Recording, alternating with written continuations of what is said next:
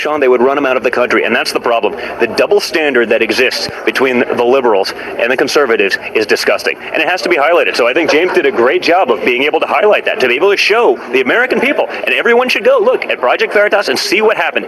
Because if you look at it as an American, and I don't care which side of the spectrum you're on, but if you look at it as an American, as a human, okay, and you're not totally disgusted, there's something wrong with you. The last thing, and I've been asking everybody tonight the same question, there are deep and profound differences that we saw on that stage tonight, starting with the Supreme Court saying radical Islam or not, vetting refugees or not, building a wall or not, raising taxes, lowering taxes, eliminating Obamacare, fixing the educational system, energy independence.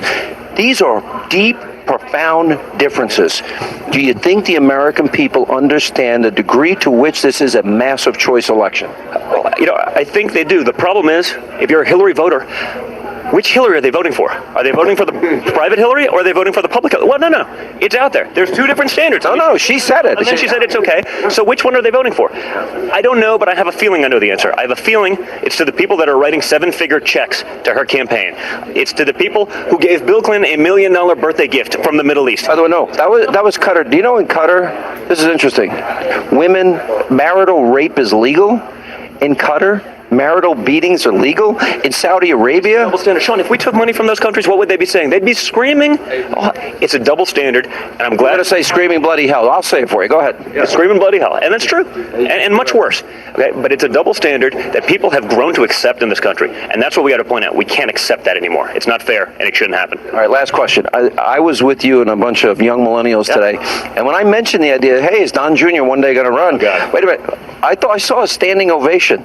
Well, listen, it'd be an honor to maybe do that someday. Right now, my only objective is to get him in there because I want to fix the mess that is D.C. I want to help him implement those policies that are going to bring jobs back to this country. I want to help him implement the policies that are going to put term limits on these guys, that are going to prevent people in highest levels of government going and lobbying for other countries to suck American dollars into those countries. I want to fight for the people of this country, and that's what my father's been doing from day one. The hardworking men and women who built this country, they need a voice again, and my father's their voice. Don Jr., good to see you. Also, right after the third and final presidential debate, right in the spin room just moments ago, former New York City Mayor Rudy Giuliani, he joined us for a reaction. Let's take a look. All right, joining us now, former New York City Mayor Rudy Giuliani, and you also were a debate coach. Yes, he did an absolutely great job. This was his best performance. I thought the one before was terrific, but this was even better. Much more presidential. Never lost his cool. Always kept within himself, and basically made it clear that she has accomplished nothing in 30 years. When he hit her with that, basically you've been there 30 years and nothing's been accomplished, she had no answer for it. Because there is no answer for it. And he basically made it clear that she's not qualified to be president because she should be in jail, which we all know. Yeah. And also he brought up the fact there's so many instances now where she's not told the truth. How does that resonate with the American people? Do they elect somebody that is known to regularly not tell the truth? I think it's the thing that he brought out, that she paid people to create violence at his rallies. And then she had the gall, I think she must have forgotten about it, to accuse him of having violent rallies. And he came right back at her and he said, well, you paid for them.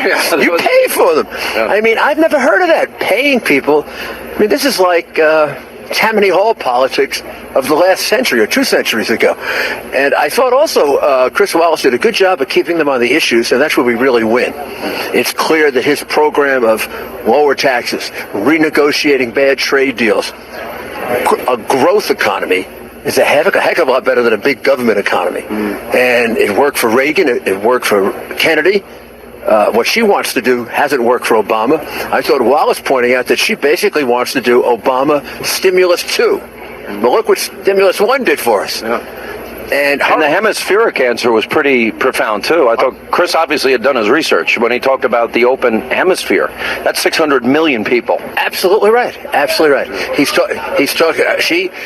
Unfortunately, all those WikiLeaks things came out, and it's clear that she's in favor of a global government. Yep. That's what she wants: open borders, open trade, and she said a hemispheric government. And the reality is, she wants to basically bankrupt us. Her answer to everything is she's going to tax the rich, tax the rich, tax it.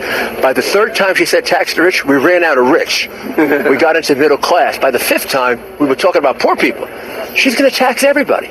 You know what really stood out to me tonight, and I agree with you, I thought Chris Wallace did a good job in keeping it on substance, but what stood out to me is how dramatic the choice is. The differences here are profound. Yes, there's a man with very clear views of how he wants to change America, and there's this person who's been around for 30 years who's never accomplished anything and wants to give us a socialist solution to the problems, which is actually, it's the one WikiLeaks that didn't come out where she told the Canadian bank that she preferred socialism and socialized medicine. Yeah. And it was quite clear in what she's talking about. Every answer was, well, I'll balance the budget by raising taxes.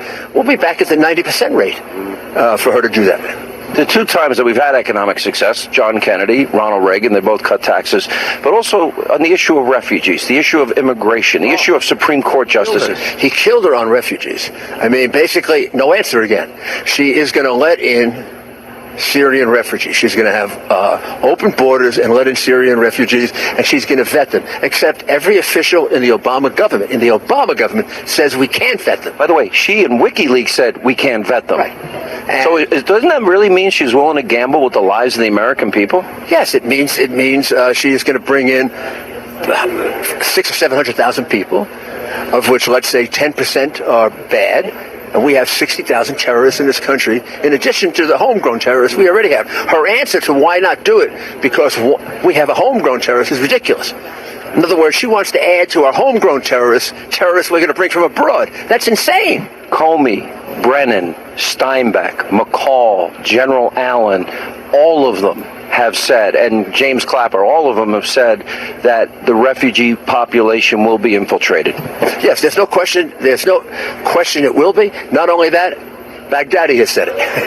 Baghdadi on 4 separate occasions said, we are going to infiltrate the refugees with our, I think he called them terrorist operatives, and have them in Western Europe and the United States. We've already seen it in Europe. Yeah. We've already witnessed this in Europe. We've been told by them that they're going to do it, and she is still going to bring them in, which is playing with our safety, which shows why she was so unsuccessful for 30 years. When Donald Trump said, even Podesta thinks you have bad judgment, now that we look at WikiLeaks, everybody knows she has bad judgment. She is so left-wing, she's so much a student of Saul Alinsky, that her ideology overcomes her common sense. Let me ask about the polls. Let me ask about, there's so many balls up in the air when you look at Project Veritas coming out, WikiLeaks coming out every day with new revelations. Are we really getting an accurate sense? When does this all settle down? I think as this whole Veritas thing settles down, it's going to really kind of coalesce all the different things that we found out under WikiLeaks.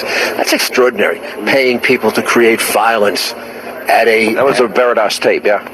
And voter fraud at a high level. Yeah. Well-funded.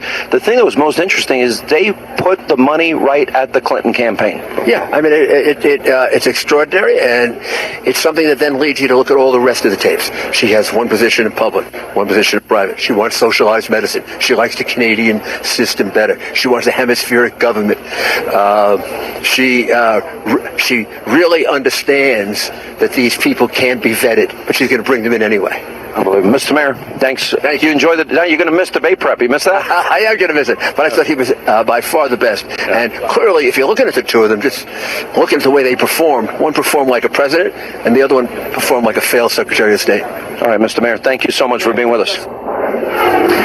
All right, things are just getting started on this 2-hour live edition of Hannity. When we come back, we'll check in with